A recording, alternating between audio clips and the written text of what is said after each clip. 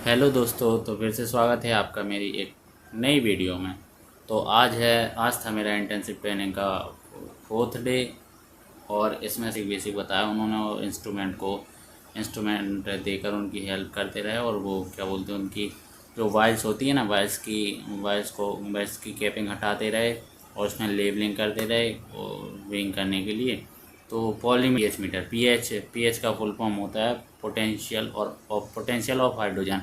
PH meter को हम cone metre भी बोलते हैं। ये जो क्या डिजिटल पीएच मीटर होता है, इसमें कंडक्टिविटी भी हम आसानी से निकाल लेते हैं। इसमें एक स्क्रीन होती है, एक साइड रहते हैं 12 बटन और एक साइड रहते हैं 8 बटन। तो सबसे पहले हम उसमें जब पीएच को ऑपरेट करते हैं, तो सबसे पहले हम उस पर फर्स्टली सिलेक्ट करते हैं हम मोड को। देन उसके बाद जो 12 बटन होते हैं एक तरफ, तो उसमें एक से लेके वो एक के अपॉन में नीचे ABCD लिखी होती है, 3 वर्ड लिखे होते हैं। फिर जैसे सेकंड एक अपॉन ABC, 2 अपॉन CDE, ऐसे करके पूरे जेड तक लिखा रहता है, 8th नंबर तक। तो इसमें ये जो नीचे ABCD के अल्फ़ाबेट रहते हैं, जैसे कोई सा भी हम सॉल्यूशन है सैंपल लेते हैं, तो यहाँ से हम स्क्रीन पे टाइप कर लेते हैं इजीली, जो प्रिंटर में सॉल्यूशन हमारा लिख के आ जाता है। ठीक है।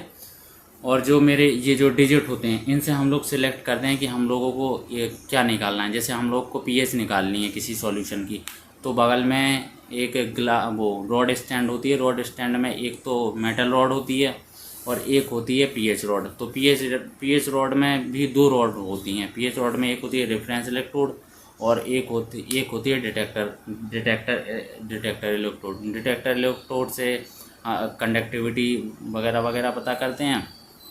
और एक और रॉड लगी होती है उसमें, वो वाली रॉड टेम्परेचर को मेजर करती है। हमको जब पीएच निकालते हैं किसी भी चीज़ का, तो उसमें हम लोगों को टेम्परेचर 23 सेट करके रखना होता है।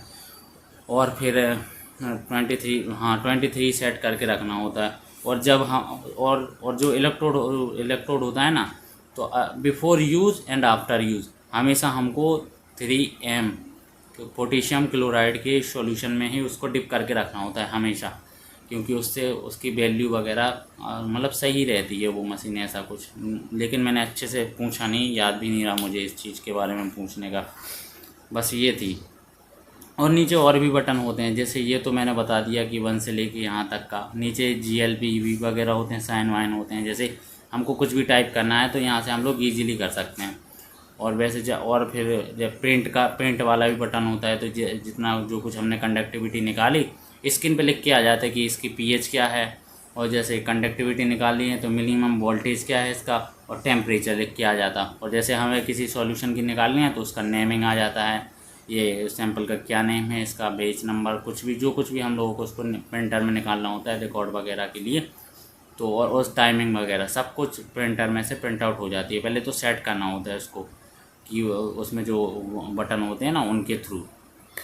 बस इतना इतना सीखा था, और ज़्यादा कुछ वो भी नहीं है। अगर आप लोग भी उसको 2-3 बार ही ऑपरेट करोगे, तो आसानी से आपसे बनने लगेगी वो, कि कैसे यूज़ करते पीएच। और पीएच तो पता ही है, जैसे हमने बल लेते, जैसे कोई 7 है, न्यूट्रल है, अब हमको उसको एसिडिक बनाना है, तो उसमें जाहिर सी बात है कि हमको उसमें एसिडिक कुछ ना कुछ तो मिलाना ही होगा। तो उसमें स्पेशल टाइप का एक एसिड रहता है, उसमें रहता है ऑर्थोफॉस्फोरिक एसिड। ऑर्थोफॉस्फोरिक एसिड ही मिलाते हैं अधिकतर, मैंने तो यही देखा अभी लैब में।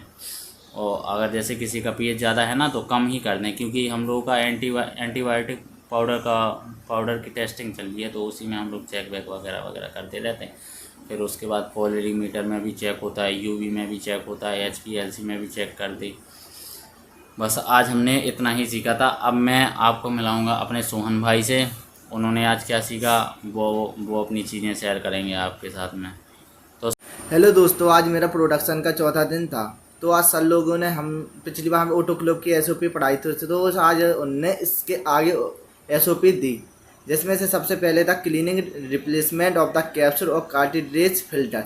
है एक तरह का फिल्टर होता है जो कि 0.2 माइक्रो जो ऑर्गेनिज्म होते हैं, जो उनको अंदर नहीं आने देता इन्वायरमेंट से, तथा इसका उपयोग फिल्टर में भी किया जाता है। जैसे कि इसका हम बॉयल मशीन में भी करते हैं, वॉशिंग बॉयल मशीन में भी इसका उपयोग किया जाता है। क्योंकि जब भी हम वाटर को जब भी हम वॉश करते हैं तो उसमें ये फिल्टर कार्डियस फिल्टर लगाया होता है, जिससे कि 0.2 इससे बड़े अगर कोई ऑर्गेनिज्म हो वाटर में तो वो वहीं पे रुक जाए तथा इससे आगे नहीं जाते। हमारा नेक्स्ट टाइटल है डाटा इंटीग्रेटेड वेरिफिकेशन। इसमें जितने भी हम प्रोसेस करते हैं उसमें हम अपने डाटा को एक सीक्वेंस से लिखते हैं और तथा उसकी कंसिस्टेंसी भी बनाए रहती है।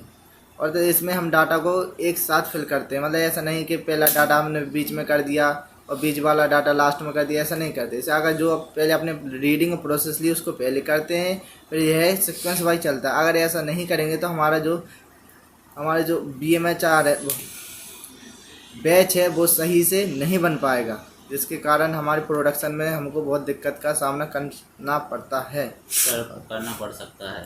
तथा हमारा नेक्स्ट टाइटल है cleaning and sterilisation of drain trap. Drain trap एक ऐसा होता है जैसे कि हम ऑटोक्लेव यूज करते हैं, उसमें जो गैस होती है तथा जो गैस और पानी होता है उसको बाहर निकालने के लिए कुछ पाइपें होती हैं, उनको हम ड्रेन ट्रैप कहते हैं।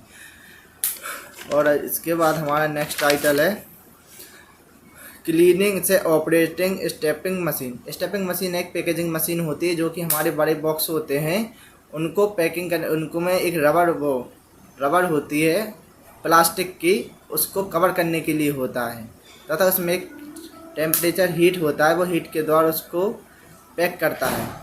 इसके बाद आज हमने नेक्स्ट पढ़ा processing of the operating of online particle counter. यह एक सबसे इम्पोर्टेंट SOP है। इसका उपयोग किसी भी एसेप्टिक एरिया में किया जाता है और इसमें जब एसेप्टिक एरिया में करते हैं उसमें ये तीन इक्विपमेंट होते हैं जो कि लगे होते हैं अंदर, तथा इसको हम कंप्यूटर के द्वारा मॉनिटर करते हैं तथा कंप्यूटर में मॉनिटर करते हैं। और कंप्यूटर में इसके जो भी हमारे अंदर का पार्टिकल हैं वो 0.5 माइक्रोमीटर सेंटीमीटर स्क्वायर होते हैं। अगर इससे ज़्यादा हुए तो वो हमारा जो एरिया है सेप्टिक एरिया जहाँ पे फिलिंग करते हैं हम, तो वह नहीं होगा सही, तो फिर हमको वहाँ पे दोबारा जांच करनी पड़ेगी उस सेप्टिक एरिया की वो सही है कि नहीं, क्योंकि इस दौरान अगर उसकी रीडिंग ज़्यादा होगी तो उसमें माइक्रो ऑर्गेनिज्म ग्रोथ करने लगते हैं।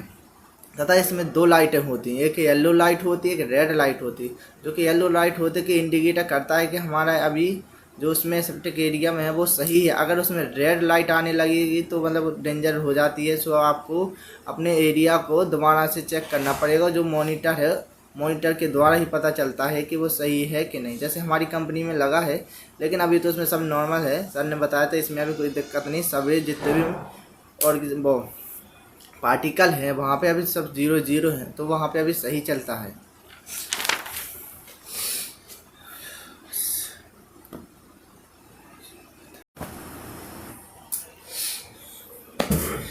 और अब अगर आपको आज का वीडियो हम लोगों को अच्छा लगा हो तो वीडियो को लाइक, शेयर और सब्सक्राइब करना ना भूलें और अपने दोस्तों को भी शेयर करें ताकि मैं और भी मोटिवेट हो सकूं नेक्स्ट वीडियो बनाने के लिए। टाटा बाय बाय, मिलते हैं नेक्स्ट वीडियो में। बाय।